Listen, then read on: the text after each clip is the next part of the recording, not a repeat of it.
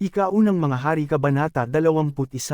Ang ubasan ni Nabot. Malapit sa palasyo ni Haring Ahab sa Jezreel, sa Samaria, ay may isang ubasan na pag-aari ni Nabot. Isang araw, sinabi ni Ahab kay Nabot, "Ibigay mo sa akin ang iyong ubasan. Gagawin kong taniman ng gulay sapagkat malapit ito sa aking palasyo. Papalitan ko ito ng mas mainam na ubasan, o kung gusto mo naman babayaran ko na lang ito sa tamang halaga." Ngunit ganito ang naging sagot ni Nabot, "Minana ko pa po sa aking mga ninuno ang ubasang ito. Hindi papayagan ni Yahweh na ibigay ko ito sa inyo." Umuwi si Ahab na malungkot at masama ang loob dahil sa sagot ni Nabot.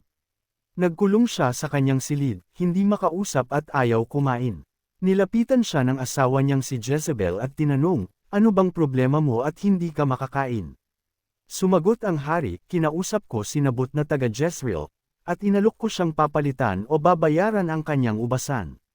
Ngunit tinanggihan ako, at ang sabi hindi raw niya maaaring ibigay sa akin ang kanyang ubasan." Sagot sa kanya ni Jezebel, "Para ka namang hindi hari ng Israel.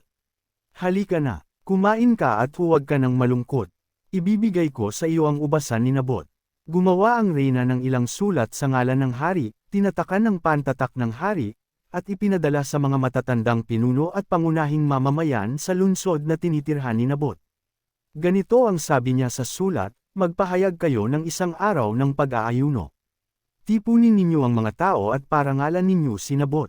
Kumuha kayo ng 2 sinungaling na saksi na maghaharap ng ganitong sumbong laban sa kanya, nilapastangan niya ang Diyos at ang hari. Pagkatapos, dalhin ninyo siya sa labas ng lungsod at batuhin hanggang mamatay." Tinupad ng matatandang pinuno at ng mga opisyal ng lungsod ang utos ni Jezebel. Nagpahayag sila ng isang araw na pangkalahatang pag-aayuno. Tinipon nila ang mga tao at pinarangalan si Nabot.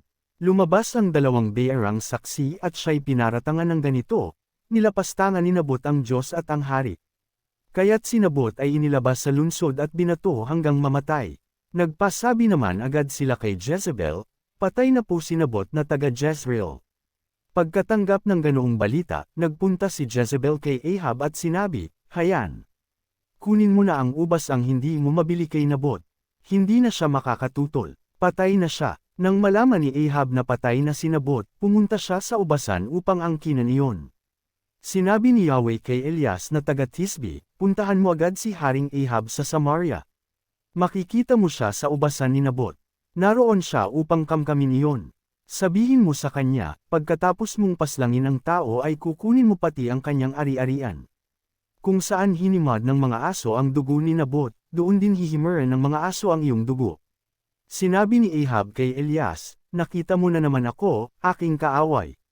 Sagot naman sa kanya ni Elias, "Hinanap kita muli sapagkat nalulong ka na sa paggawa ng masama sa paningin ni Yahweh.